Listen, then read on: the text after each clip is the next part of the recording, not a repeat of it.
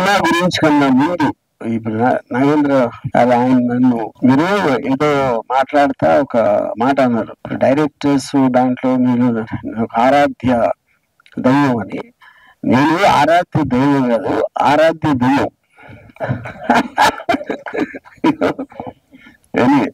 చూసే పార్ట్ ఇప్పుడు subject matter అంటే దానికన్నా ముందు ఇందాకన్నా డేట్ అని చెప్పారు కదా, ఇది కేవలం అంటే కొన్ని ఆస్పెక్ట్ లో ఒక టెక్నికల్ గ్లిచ్, సెన్సార్ అనేది ఒక పర్టికులర్ టైంలో డీలే, అన్నిటికన్నా ముఖ్యంగా ఇప్పుడు నీ లాంగ్వేజ్ లో చేస్తున్నావు కాబట్టి అన్నిటికీ సరిపడి కరెక్ట్ డేట్ అని వేరే డిస్ట్రిబ్యూటర్లతో మాట్లాడి దాని వలన అయ్యింది. ఇప్పుడు మాత్రం అన్ని అయిపోయినాయి, సెన్సార్ కూడా వచ్చేసింది.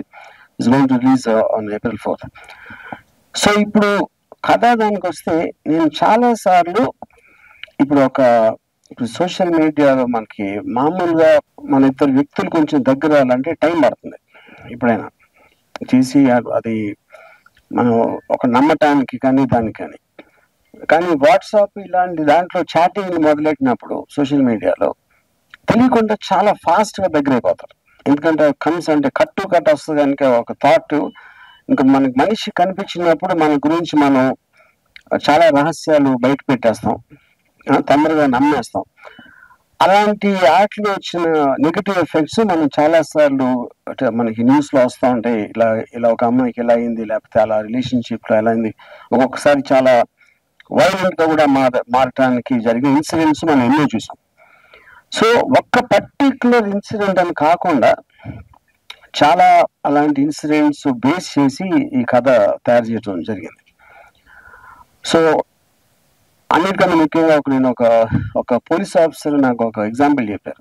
మీరు రోడ్డు మీద నడుస్తూ ఉంటే మీరు వెళ్తారు, మీ పని మీరు చూసుకుంటూ వేరే నడుస్తూ ఉంటారు, కానీ ఎప్పుడు గౌక్కుని ఒకరిని పట్టుకుని హలో అనేసి కాఫీ తాగుతారా అని చెప్పేసి కూర్చుని అంత ఫాస్ట్ గా రిలేషన్షిప్ అనేది వెళ్ళదు. అప్పుడు అలాంటిది మన నిజం లైఫ్ లో అలా చేసినప్పుడు మనం సోషల్ మీడియాలో ఎందుకు అంత ఫాస్ట్ గా వెళ్తాం, అక్కడ వస్తుంది డేంజర్ అంతా. అది కొంచెం హైలైట్ చేస్తుంది ఈ సినిమా దాంట్లో.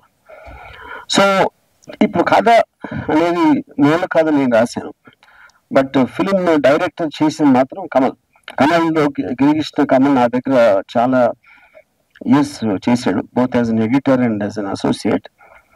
అండ్ ఆనెస్ట్ గా అంటే ఇప్పుడు నాకు రాసినప్పుడు నేను కూడా ఫిల్మ్ మేకర్ కాబట్టి నాకు ఒక విజువల్ ఉంటుంది మైండ్ లో, ఇలా ఉండొచ్చు ఈ సీన్, లేకపోతే ఇలాంటి మూమెంట్స్ ఉండొచ్చు అని రఫ్ గా నా మైండ్ లో వెళ్ళే విజువల్ ఏదైతే ఉందో నేను అనుకున్న దానికన్నా చాలా రేట్లు బాగా తీసాడు.